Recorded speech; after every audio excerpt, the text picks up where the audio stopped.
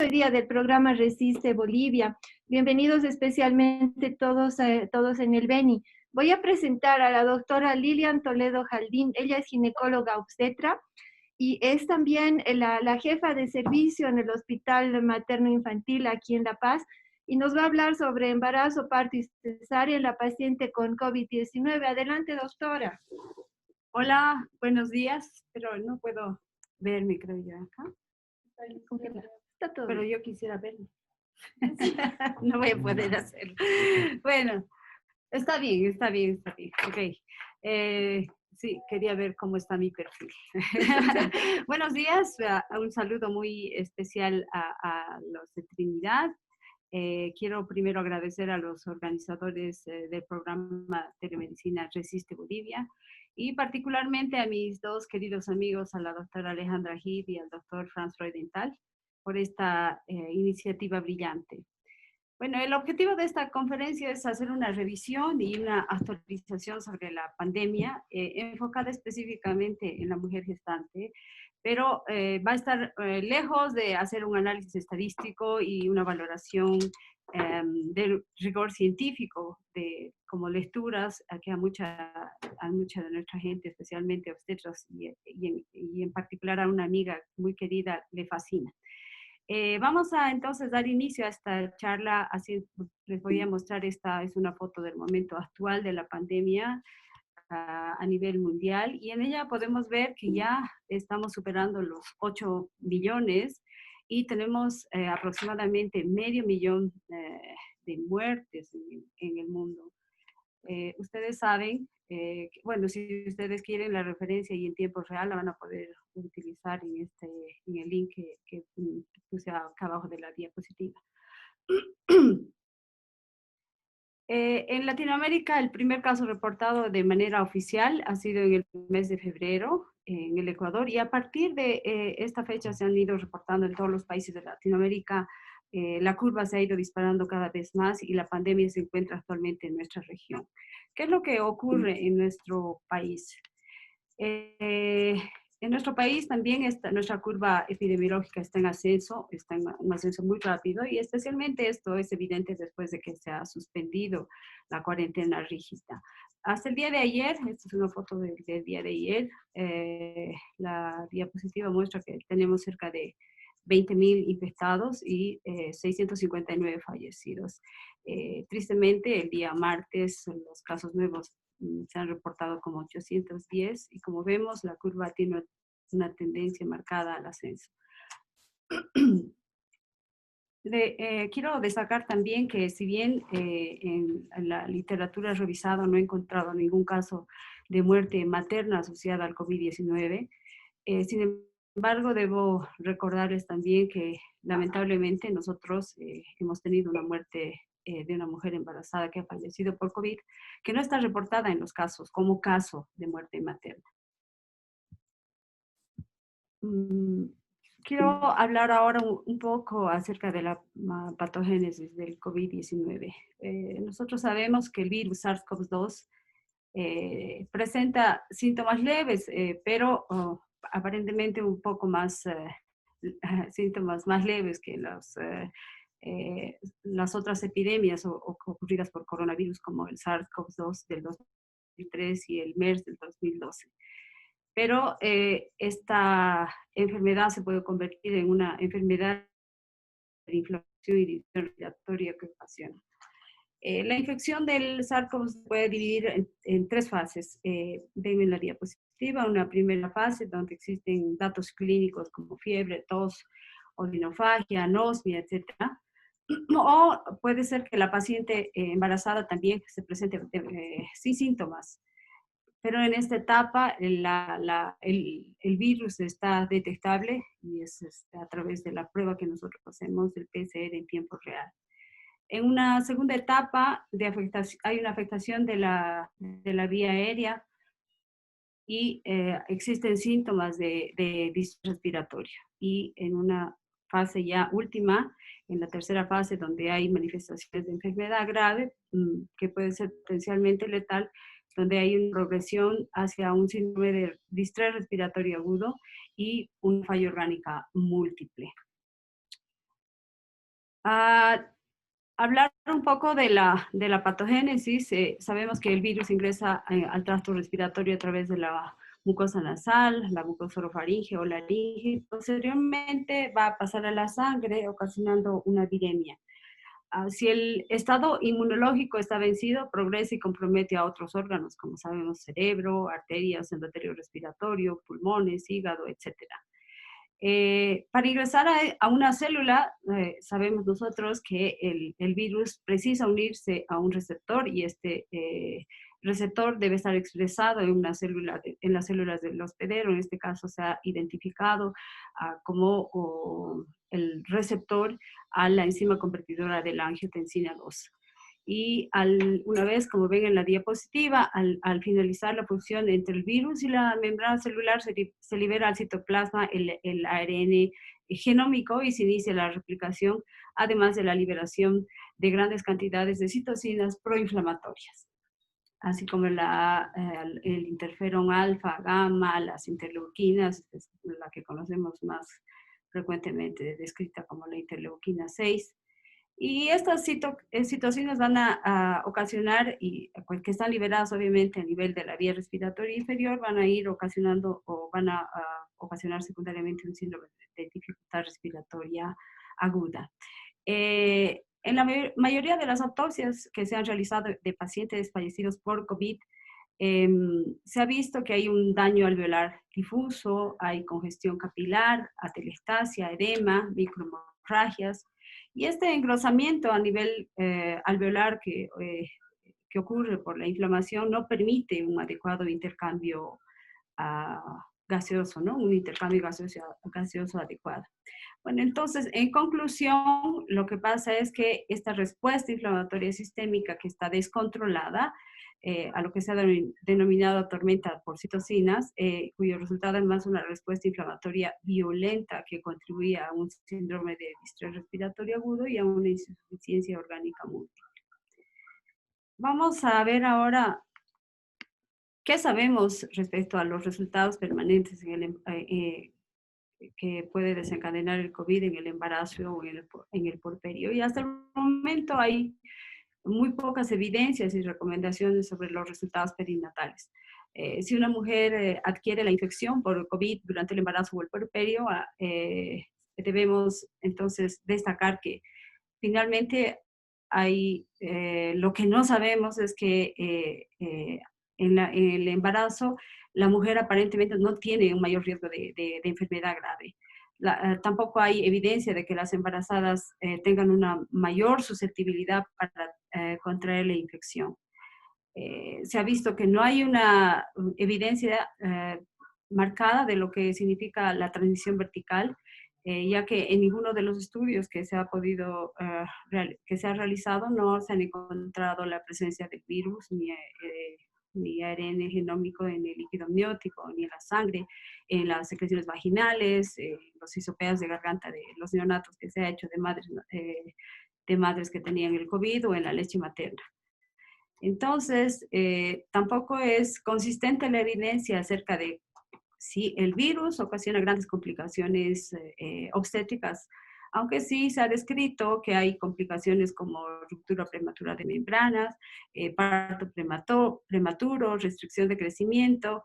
En algunos casos también, cuando la mujer está con la enfermedad, puede haber por hipoxia mayor riesgo de pérdida de bienestar fetal en el feto. Pero, sin embargo, hay que tomar en cuenta que siempre el binomio madre-niño es considerado una población vulnerable y de alto riesgo en todos los brotes de enfermedades infecciosas. ¿Y qué sabemos respecto a la sintomatología? Aproximadamente el 80% de las infecciones en el embarazo se presentan de manera leve, el 15% se presentan con datos de distrés respiratorio y a veces se requiere la suplementación de oxígeno, y un 5% de estos pacientes van a presentar complicaciones críticas y van a requerir ventilación mecánica. Entonces, ven ustedes que estas características son similares a las de la población en general.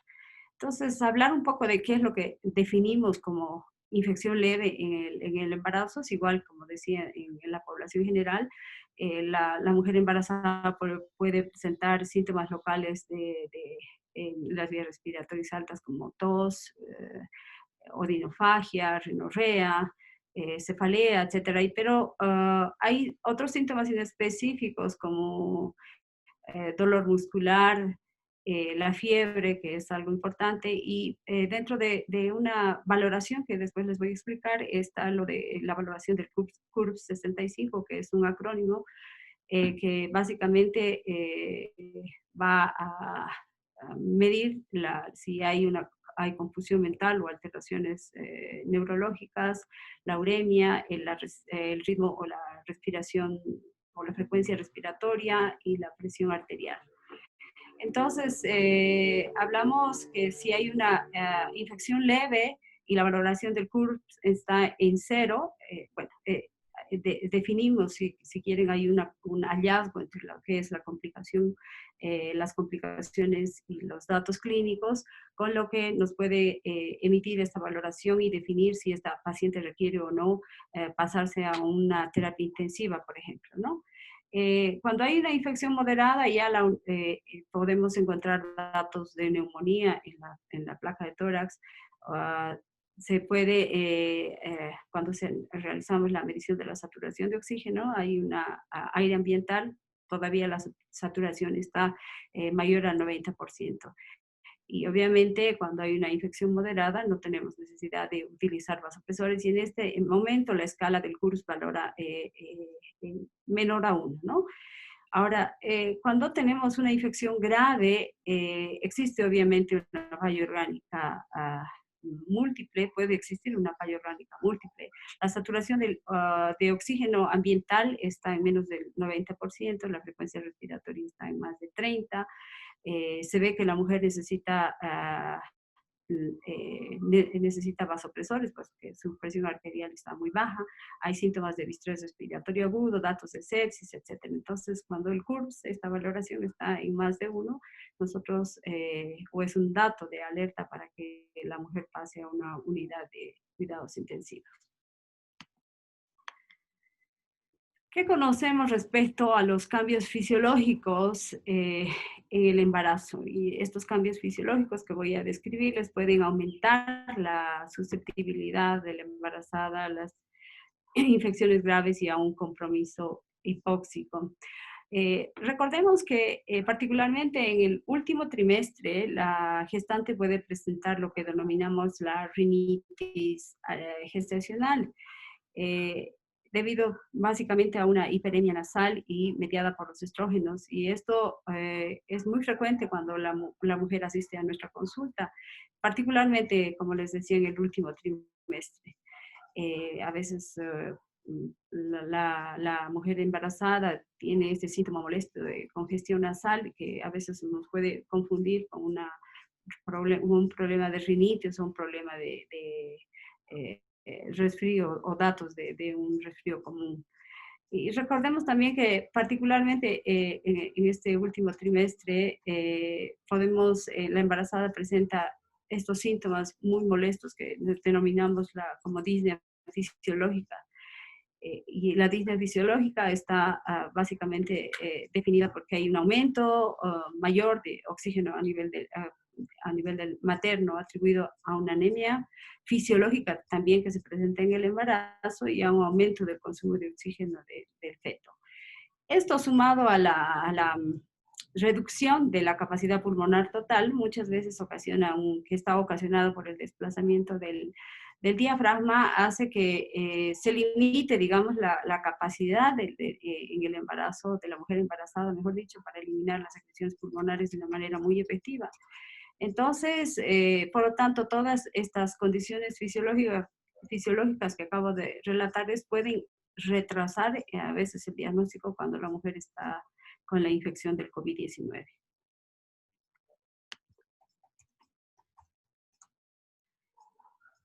También voy a mencionarles que existen algunos, y vamos a recordar algunos cambios fisiológicos en el sistema inmunológico en el embarazo. Como sabemos, las citocinas producidas por los linfocitos de Helper, que van a regular la inmunidad y la inflamación. En el embarazo hay un cambio fisiológico en la inmunidad celular, y ya que la capacidad, digamos, de los linfocitos T1 está levemente atenuada, pero recordemos que los linfocitos T1 son los que liberan las citocinas que tienen una acción microbiocida y proinflamatoria, tales como el interferón alfa y la interleuquina 6, versus un aumento de lo que es los linfocitos T2, que son los linfocitos que van a liberar citocinas antiinflamatorias. Entonces, esta transición fisiológica entre un entorno de helper 2, si bien protege al feto, deja a la mujer embarazada vulnerable a los procesos infecciosos en general. Entonces, la susceptibilidad y todos estos cambios fisiológicos que acabo de mencionarles, tanto fisiológicos y mecánicos que ocurren en el embarazo, pueden aumentar, repito, la susceptibilidad a las infecciones en general, y particularmente cuando el sistema cardiorrespiratorio está afectado. ¿Cuáles son las características clínicas que se presentan en una mujer cuando tiene el SARS-CoV-2? Igual que en la población general está descrita la fiebre, tos, mialgias, anosmia-expectoración en menor porcentaje, cefalea, diarrea. Pero hay algo muy importante que quería mencionarles y voy a mostrar en esta diapositiva. En un estudio que ha hecho Breslin y que se ha publicado en abril, a fines de abril, en 2 hospitales de Estados Unidos, describen un total de casos de 14 mujeres embarazadas que van a 2 hospitales en Nueva York, y de ellas 14, fíjense ustedes, 14, 32, que representan el 32.6%, eran mujeres asintomáticas, que han sido después identificadas y que han desarrollado síntomas después de su ingreso, al momento del parto, incluso después del alta. Entonces, desde el 22 de marzo en Estados Unidos se ha implementado, digamos, que se hagan las pruebas universales a todas las mujeres embarazadas que asisten para al parto o para cualquier atención obstétrica. Entonces, esto es muy, muy importante porque quiero destacar que si bien en este momento estamos en un momento de infección comunitaria, todas las mujeres embarazadas, por la gran cantidad de asintomáticas que tenemos, pueden representar, entre comillas, un peligro para los médicos que atendemos y que asistimos al parto, ¿no? Entonces hay que tomar en cuenta a que quizá podría ser una estrategia interesante el tener o el hacer estas pruebas universales a todas nuestras mujeres, pero bueno, en nuestro medio todavía estamos muy limitados, es más, estamos limitados incluso a que a los obstetras se nos hagan las pruebas de manera rutinaria.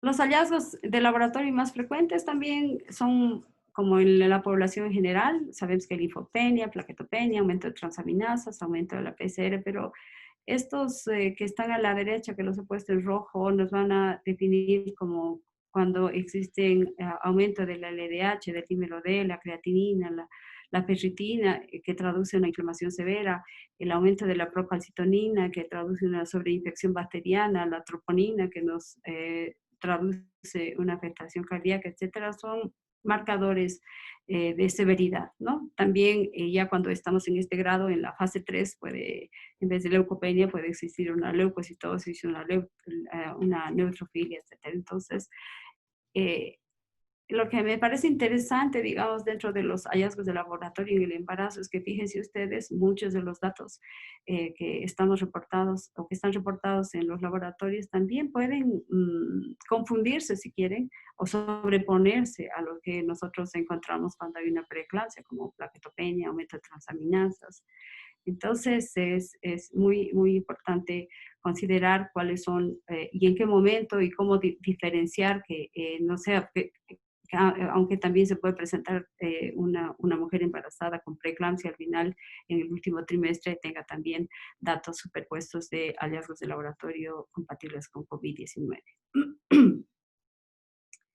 Respecto a las imágenes, el diagnóstico por imágenes, si bien se han encontrado algunos datos muy específicos en la placa de tórax, como ven ustedes en la diapositiva, se ve un sombreado del espacio aéreo periférico y opacidades bilaterales en vidrio esmerilado en ambos campos pulmonares.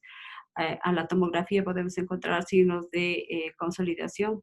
Y debido a que existe un mayor beneficio, digamos, para el embarazo no está contraindicado, o sea, se puede realizar una placa de tórax y se puede también hacer tomografía axial computarizada, pero siempre es importante cuando se solicita estos exámenes hacer una protección del abdomen de la mujer y obviamente se debería también restringir el tiempo de exposición, ¿no?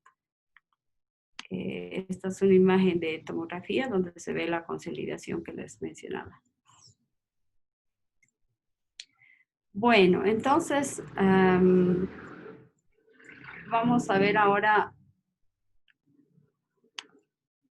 en qué momento o cuáles son los criterios de ingreso, o en qué momento o con qué datos vamos a nosotros definir si internamos o no a una paciente. Obviamente, para que una paciente embarazada se interne, nosotros tenemos que tener una prueba de PCR positiva al SARS-CoV-2, que presente además datos de infección moderada, que fue como fiebre, neumonía, y en algunos casos también se pueden internar pacientes con datos de infección leve, pero que deben tener antecedentes o que tienen antecedentes de comorbilidades que son importantes finalmente, como hipertensión arterial, diabetes, embarazo gemelar, etcétera, ¿no? Entonces, se debe hacer este seguimiento, digamos, de la gravedad clínica o de la patología obstétrica y me parece interesante tomar en cuenta lo que reportan las clínicas, la Clínica Barcelona, esta guía en la que también se ha basado el protocolo que se ha realizado en nuestro país y que está publicado también en las redes, ustedes lo pueden encontrar.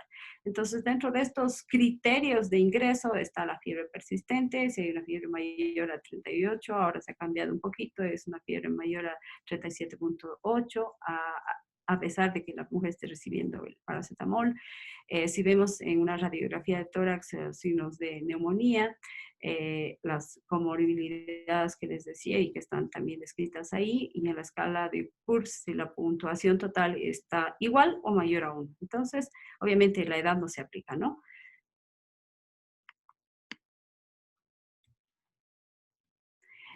Ahora, ¿ante qué criterios nosotros vamos a definir o decidir que esta paciente debe pasar a una unidad de cuidados intensivos? Si tenemos un criterio mayor o tres menores. O sea, si tenemos cualquiera de estos los dos criterios mayores que se consideran son la necesidad de ventilación mecánica invasiva y si hay datos de shock y necesidades de utilizar vasopresores. Entonces, cualquiera de estos, uno de estos signos mayor, con estos criterios menores descritos abajo, en esta tabla de abajo, como una frecuencia, por ejemplo, respiratoria mayor a 30, una presión de oxígeno en relación con la FIO menor a 250, si hay infiltrados, si hay desorientación, si la uremia está mayor a 20 miligramos por decilitro, leucopenia, trombocitopenia, hipotermia, hipotensión. Entonces, ante cualquiera de estos, la conjunción de cualquiera de estos tres signos menores, entonces debemos pasar a nuestra paciente a la unidad de terapia intensiva.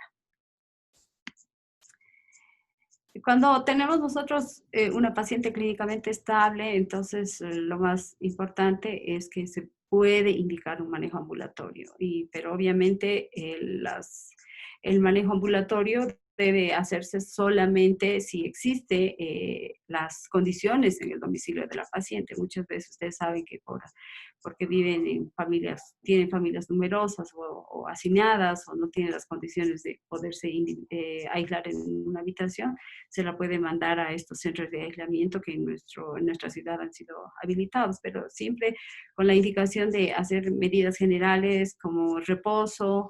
Se puede recomendar la administración de paracetamol, que es un antitérmico y analgésico que se lo puede utilizar con mucha seguridad en el embarazo.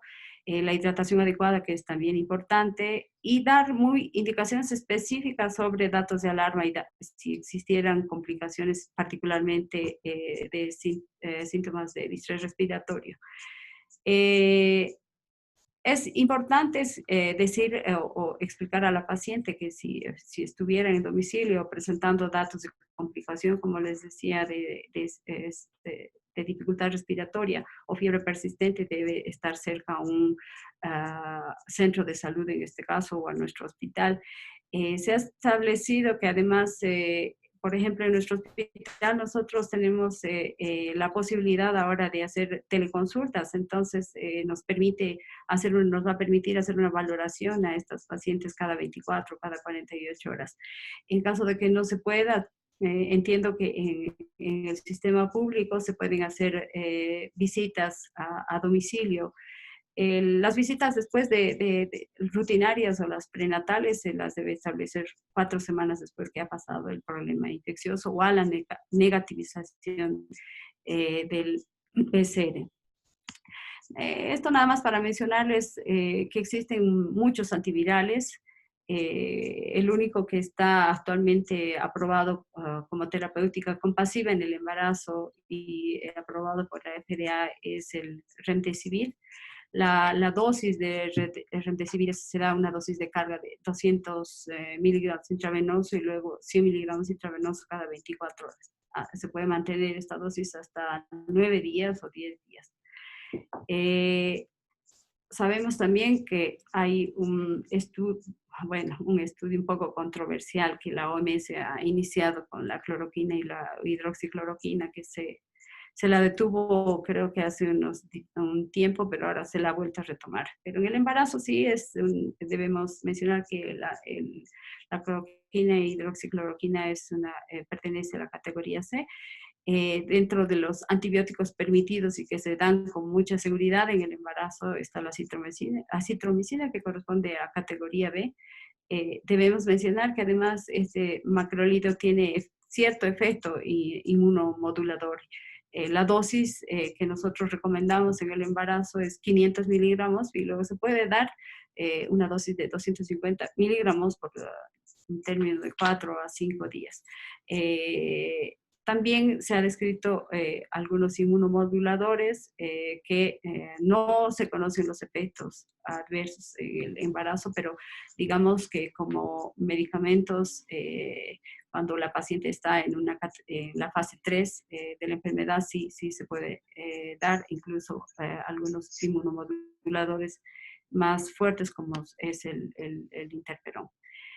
Hay varias combinaciones a las que se han recurrido para el tratamiento de COVID-19, pero creo que la que más se está utilizando en el embarazo es la combinación de hidroxicloroquina más acitromicina, pero obviamente, como mencionaba, es importante hacer una valoración cardíaca previa a todas las mujeres a las que se les va a dar hidroxicloroquina y acitromicina. Bueno, entonces,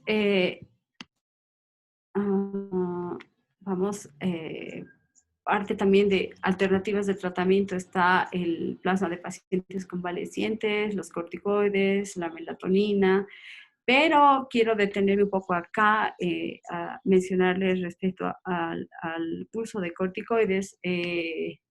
Hace 2 días, exactamente, el 16 de junio, se ha publicado un resultado preliminar de un ensayo denominado Recovery, lanzado en en marzo de este año en el Reino Unido, y quizá es uno de los ensayos aleatorizados y randomizados más grandes que se está llevando a cabo como tratamientos en el coronavirus.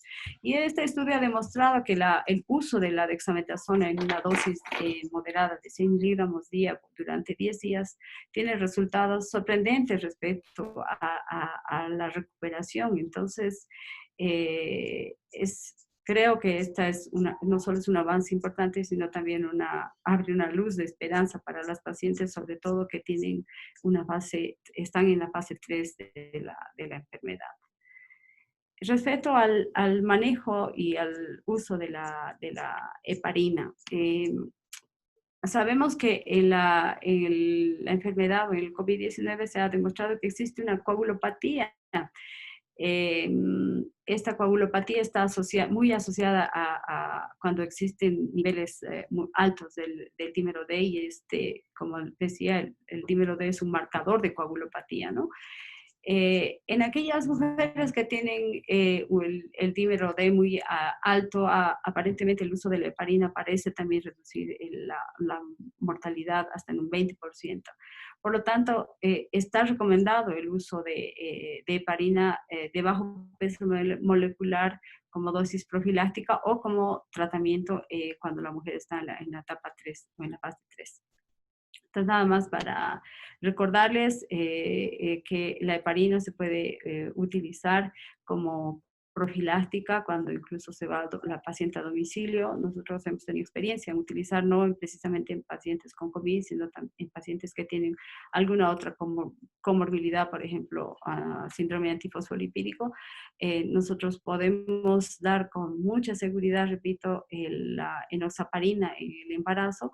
La recomendación es que sí, si vamos a dar la dosis profiláctica, que es una dosis de 40 miligramos subcutánea intramuscular, también se puede utilizar en dosis de tratamiento cuando la mujer está internada, obviamente, o en la fase 2 o 3, hasta una dosis de 1.5 miligramos kilogramo peso, pero dividido en 2 dosis, es decir, cada 12 horas. Pero hay que recordar siempre que la seguridad, digamos, de la enoxaparina, si bien digo es muy segura, hay que suspender la medicación por lo menos 24 horas antes del parto de la cesárea para evitar problemas de hemorragias obstétricas. Ahora vamos a mencionar cuáles son las consideraciones a tomar en cuenta. Dice que la doctora Leni ha sentido síntomas del COVID con falta de aire y no sé qué más. Ay, yo ni le creo, ella por no trabajar me da Hola, disculpen, en el Beni estamos escuchando. Siga, doctora Lilian. Ok, yo pensé que era una pregunta, entonces estaba ya asustada. ¿Quién es la que tiene datos de COVID? Bueno, entonces estábamos hablando de cuáles son las consideraciones que debemos tomar en cuenta en el trabajo de parto, en el parto, en la lactancia, cuando una mujer está con COVID-19. Para la finalización del parto, el manejo tiene que ser obstétrico, obviamente, se debe individualizar cada caso, se debe tomar en cuenta los factores de riesgo, la edad gestacional, la vía de parto. ¿Cómo debemos determinar cuándo finalizar el embarazo? Habíamos mencionado que la mayoría de las mujeres van a presentar síntomas leves, por lo tanto, no es necesario asustarse, ni acelerar, ni interrumpir un embarazo, ¿no? Obviamente, si la mujer presenta síntomas leves y está todavía con un embarazo pretérmino, se deja evolucionar, que la enfermedad pase y no se toma ninguna determinación. Pero por supuesto, en los casos, digamos, severos, si la paciente presenta datos de insuficiencia respiratoria, datos de sepsis, se puede interrumpir el embarazo, pero siempre considerando el estado, digo, general de la madre y también de la viabilidad del feto. La vía recomendada de parto de preferencia es la vía vaginal. todas las guías que he revisado sí recomiendan la vía vaginal y especialmente también la que han publicado hace unos días en Bolivia, recomiendan que la mejor alternativa es el parto por vía vaginal. Pero, sin embargo, voy a explicarles más adelante un poco por qué yo estoy en contra de que se vaya a un parto por vía vaginal si es indispensable interrumpir el embarazo en una mujer con COVID-19. Respecto a la lactancia, no está contraindicada. Se puede recomendar que la paciente, bueno, que se aísle al bebé de la madre que está con PCR positivo. Eh, pero siempre se puede recurrir a una lactancia artificial o a la extracción de la leche materna, ¿no? En caso de que nosotros tengamos que interrumpir el embarazo por vía alta porque hay indicación obstétrica, se debe tener cuidado también de todo lo que están establecidos en los protocolos para evitar el contagio. Ustedes saben que, por ejemplo, cuando nosotros operamos o hacemos una cesárea en una paciente VIH positivo, entonces tenemos cierto protocolo, cierto cuidado para evitar la transmisión vertical. Aunque no está, como decía, no hay evidencia de que haya una transmisión vertical, de todas maneras se recomienda manejar este tipo de protocolo. Les decía que yo particularmente no estoy de acuerdo que una mujer que tiene COVID vaya al parto y he estado revisando que existen numerosas publicaciones como estas que las estoy mostrando, en el que se ha demostrado que existe la eliminación del virus en las heces de pacientes con COVID hasta incluso 42 días después de que las pruebas nasofaringeas dan negativa. Hay un estudio que les muestro que es un estudio de corte retrospectivo en el que se han analizado como 3.400 o casi 3.500 muestras de la nasofaringe en las heces, en el suero y en la orina, y se ha evaluado cuál era la carga viral en estas muestras. Y en conclusión el estudio señala de que aparentemente el virus permanece muchísimo más tiempo en las heces que en las otras muestras. Entonces, creo que este es un hallazgo muy importante que debe ser considerado por los obstetras al momento de atender o decidir la vía de parto. Por lo tanto, nosotros en el hospital materno, dentro del protocolo que hemos establecido, a todas aquellas pacientes que van a presentar un PCR positivo, se ha optado por realizar cesárea. Bueno, excepto que no nos permita y tengamos que atender un parto inminente, ¿no? Y ya casi llegando al final de esta presentación, bueno, voy a mostrarles un poco después esto. Quiero hablar de este diagrama de flujo que ha publicado el Ministerio de Salud hace apenas unos días. Son recomendaciones generales que nos van a permitir también afianzar algunos conceptos de los que he vertido. Y ellos mencionan que siempre en un centro obstétrico debe haber un triaje, la enfermera o un personal capacitado que debe estar con una ropa de protección especial, de bioseguridad. Y la pregunta clave es si la mujer tiene COVID, antecedente de contacto con alguien diagnosticado en la familia, o si ha presentado síntomas de dificultad respiratoria, tos, fiebre persistente, etcétera, ¿no? Si no hay síntomas, se las debe enviar a domicilio y se debe realizar un control prenatal de rutina. Si existen síntomas, a todas las pacientes que nosotros revisamos en el hospital o que acceden a una revisión al hospital materno infantil, como norma todas deben utilizar una mascarilla quirúrgica. Tenemos también un área de aislamiento designada para la evaluación inicial.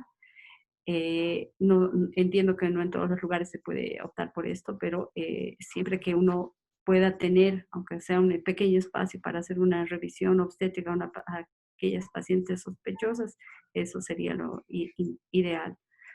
los elementos recomendados de protección de los PPs para revisar estas pacientes son los que están en la diapositiva. Se debe utilizar una bata antifluidos, las gafas de protección, si es mejor si uno utiliza gafas más la mascarilla facial, los respiradores en el 95 y siempre utilizar guantes mejor de nitrilo. Ahora, ¿qué pasa si la mujer tiene un problema obstétrico además de una emergencia obstétrica y presente una comorbilidad o está en trabajo de parto? Entonces, hacemos lo que rutinariamente se hace una valoración obstétrica. En este caso, si ustedes están en un primer nivel, se debe alertar al equipo que está designado para un segundo nivel o un tercer nivel, donde se va a hacer una valoración obstétrica lo más rápido posible. Y valorar, el obstetra definirá si es que la paciente requiere o no hospitalización. Se debe trasladar a la paciente, si no es una emergencia obstétrica o está sin trabajo de parto, obviamente mandamos a la paciente al domicilio con todas las recomendaciones que ya hemos mencionado. Idealmente se debe hacer la vigilancia del feto a través de ultrasonido y del Doppler, Doppler obstétrico, que debe estar indicado cada 2 semanas. Cuando vamos a decidir hospitalizar a una paciente, nosotros tenemos en el hospital, hemos adaptado una sala de aislamiento para internación y allá se vigila a la paciente por un personal también único y especializado de enfermería para tomar signos vitales, hacer la vigilancia del feto. Podemos recurrir o hacer lo que habitualmente uno hace cuando estamos haciendo una vigilancia fetal, como es la maduración pulmonar, la tocodinamometría, etcétera, ¿no? Bueno, si tenemos los recursos. Si la paciente va a ingresar a cuidados intensivos, se la debe transportar también con el equipo adecuado de bioseguridad. Está recomendado siempre hacer la valoración de fetal por ultrasonido cada 2 semanas. ¿Y cuáles son si vamos a atender un parto o si debemos interrumpir un parto? Ustedes conocen que ya en nuestro país, desde hace creo que 1 año, tenemos una ley en la que hay una interrupción, está permitida la interrupción legal del embarazo bajo ciertas condiciones. Entonces, cuando hay un compromiso muy severo de la salud materna, sí se puede interrumpir el embarazo si hay una gestación no viable menos de 24 semanas. Sí, obviamente tenemos que interrumpir el embarazo por razones maternas en prematuros extremos, habrá que ver si hay disponibilidad en las unidades de cuidados intensivos. Se recomienda la ligadura tardía de cordón umbilical en esta guía que ha publicado el Ministerio, aunque lo que yo he podido encontrar que todas las recomendaciones más bien de las publicaciones están contraindicadas la ligadura tardía de cordón. Más bien recomiendan una ligadura temprana y lo que no se debe hacer es lo que nosotros hacemos en todos los hospitales, que es el apego precoz, está contraindicado en estas pacientes.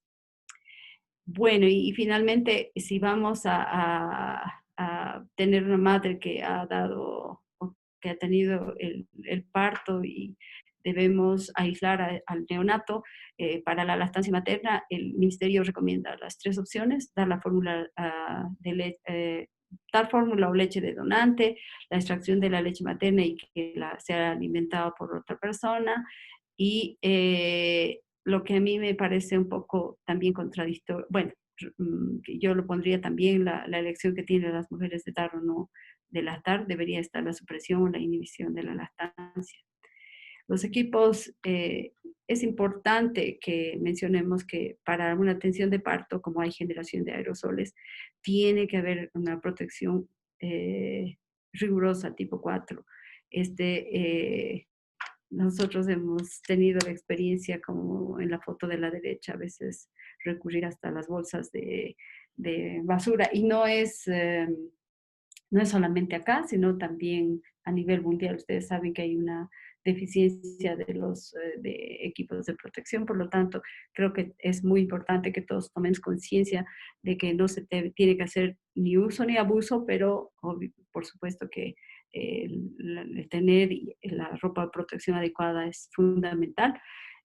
Y creo que una recomendación que haría yo a todos ustedes que están en los hospitales de segundo nivel, en primer nivel en todos los hospitales, pero en todos los centros, es hacer sus prácticas para sacarse el equipo de bioseguridad, porque hemos visto nosotros que la mayoría del personal en salud que atiende casos COVID se pueden adquirir el virus al momento de retirarse del equipo de protección. Por lo tanto, hay que hacer esta práctica que es fundamental. Si tienen tiempo, si no han recibido aún pacientes con COVID positivos, hay que hacerlo. Y esta pandemia ha hecho que también despierte nuestros algunos ingenios para tener, digamos, mayor seguridad al momento de atender el parto. Nosotros hemos desarrollado esto que yo lo denomino una burbuja, la burbuja de atención de parto, que es nada más un acrílico, como una caja en la que la paciente puede movilizarse. Bueno, ahí está con su barbijo quirúrgico, pero puede quitárselo también, porque sabemos que en el momento del parto es muy, muy difícil que la mujer respire con el barbijo, además que a veces durante el expulsivo la mujer puede a veces presentar vómitos. Entonces creo que no solo le da la seguridad y el confort de la paciente, sino también al médico que atiende el parto. Y voy a dejarles con esta frase de Alejandro Magno, que creo que es pertinente al momento. Recuerda que la conducta de cada uno de nosotros, de cada uno depende del destino de todos. Entonces es fundamental que en este momento el cuidarnos significa también cuidar al resto de nuestra población, nuestra familia, etc. Entonces quiero otra vez agradecer a mi amiga Alejandra, que está aquí a mi lado. Y bueno, estoy presta para responder todas las dudas que hubieran quedado. Muchísimas gracias, doctora Lilian.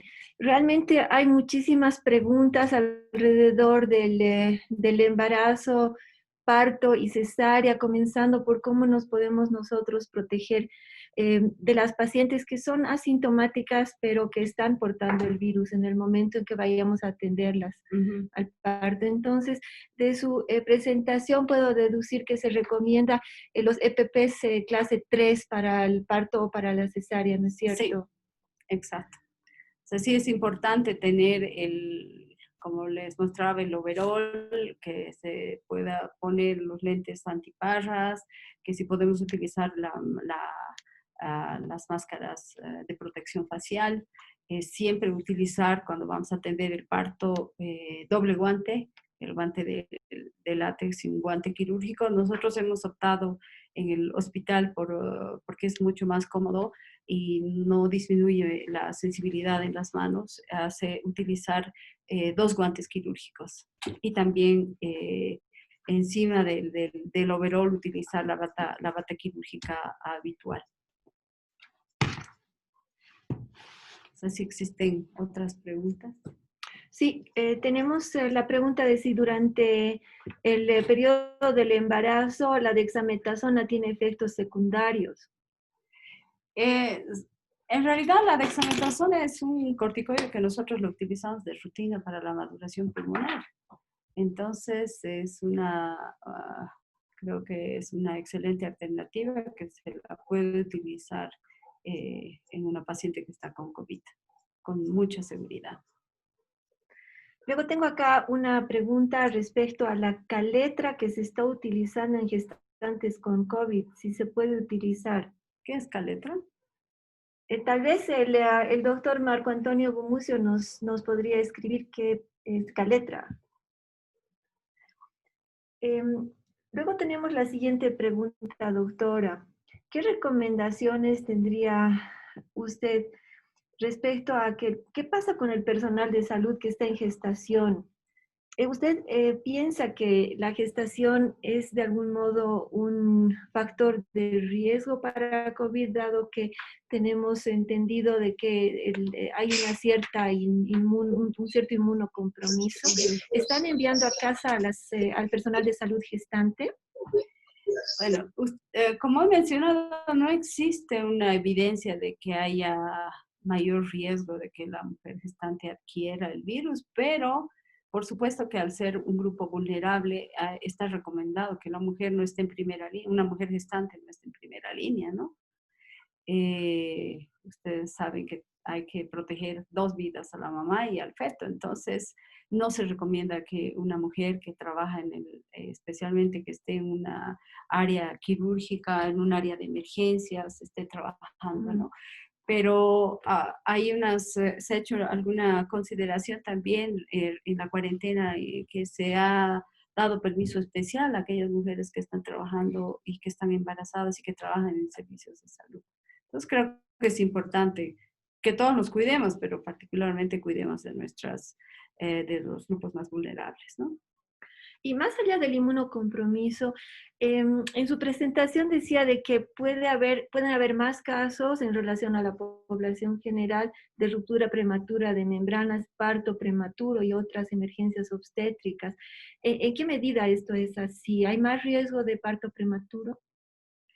Bueno, no hay evidencia de que haya más riesgo de parto prematuro, no hay evidencia de que haya más complicaciones. Las complicaciones están básicamente atribuidas, pues sabemos, cualquier infección en el primer trimestre, por ejemplo, puede predisponer a mayor riesgo de abortos. Las infecciones en general también producen mayor riesgo de rupturas prematuras de membranas por la infección. Entonces, el COVID es una infección que sí, de hecho, puede predisponer a rupturas prematuras, a partos prematuros, por eso que hay una asociación, pero directamente como complicaciones graves, severas, obstétricas, no están registradas. Hay casos en los que sí se ha visto que puede haber datos de restricciones de crecimiento, particularmente cuando la mujer ha tenido el COVID en el segundo, entrando al tercer trimestre, ¿no? Por eso que se recomienda que a todas aquellas que han tenido el COVID se haga una valoración, digamos, de la curva de crecimiento hasta el final del embarazo. Bueno, de hecho sí se han demostrado lesiones en la placenta. ¿Estaría indicado entonces un parto o una cesárea llegando a la semana 37? Yo creo que no, o sea, yo particularmente, si no existe una indicación obstétrica, no interrumpiría el embarazo. Nosotros sabemos que cuanto más tiempo y cuanto más nos acerquemos, digamos, a la semana 39 o al término del embarazo, es más favorecedor para el bebé. Entonces, si no hay una indicación obstétrica o haya un compromiso materno, no hay razón para interrumpir el embarazo. No sé si usted ha encontrado entre los artículos que ha revisado para esta presentación, los antivirales están indicados durante el embarazo también, no hay un peligro para el bebé, ¿no? Sí, les mostraba que hay varios antivirales, pero el único, digamos, que está recomendado por la FDA en el embarazo es el Remdesivir. El Remdesivir. Con mucha seguridad, sí. Sí. O sea, el Remdesivir sería el antiviral que está para el embarazo. Probado para el embarazo. Sí. Para que lo tengan claro nuestros auditores, dígame, la ligadura prematura del cordón o tardía del cordón es lo que usted está recomendando. Bueno, y lo que les he mostrado en las diapositivas es que el ministerio recomienda hacer una ligadura tardía, cosa que está contraproducente a todo lo que yo he revisado y he valorado. Creo que es importante que se nos quede claro, ¿no? O sea, el ministerio recomienda hacer una ligadura tardía porque sabemos cuáles son los beneficios para evitar anemia en el bebé, etcétera, ¿no? Pero considerando que aunque no haya una evidencia de transmisión vertical, todavía eso no está descrito. O sea, tenemos que tener el cuidado de que el bebé no tenga en lo absoluto riesgo de tener la transmisión vertical. Por lo tanto, yo recomendaría que se haga una ligadura temprana de cordón. En la paciente con COVID. En la paciente con COVID, estamos hablando de la paciente con COVID. En cuanto nace, se debe hacer la ligadura temprano. Perfecto. ¿Qué piensa de la ivermectina? La ivermectina. Bueno, la ivermectina es un antiparasitario tipo 2. Se puede utilizar. No hay tampoco, dentro de todo lo que hemos revisado, no existe evidencia de que tenga algún factor benéfico, pero dañino tampoco es, la verdad, ¿no? Porque sí, nosotros usamos como antiparasitario. Sí, así es, doctora. Bueno, he recibido también, aparte de las preguntas, muchas felicitaciones por su Ah, presentación. gracias. Le agradezco mucho, doctora, por haber estado hoy día con nosotros. ¿Quiere hacer alguna recomendación final?